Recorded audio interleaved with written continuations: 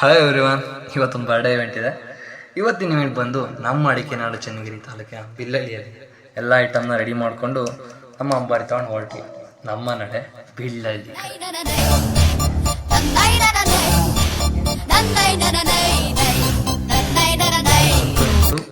Place ತಲುಪಿದ್ವಿ. ಹೋಗಿ event ಜಾಗ ನೋಡಿ ಕಸ್ಟಮರ್ ಹೇಳಿದ ಪ್ಲೇಸಲ್ಲಿ ನಮ್ಮ ಡೆಕೋರೇಷನ್ನ ನಾವು ಸ್ಟಾರ್ಟ್ ಮಾಡಿದ್ವಿ. ಬೇರೆ ಒಂದು ಕೆಲಸ ಇದರಿಂದ ಬೇಗ ಬೇಗ ಡೆಕೋರೇಷನ್ ಚಾಲೆಂಜ್ ಹೊರಟಿ ಒಂದು ಸಲ ಡೆಕೋರೇಷನ್ ಆಗೋದು ನೋಡ್ಕೊಂಬರೋಣ ಬನ್ನಿ. ನಿಮಗೂ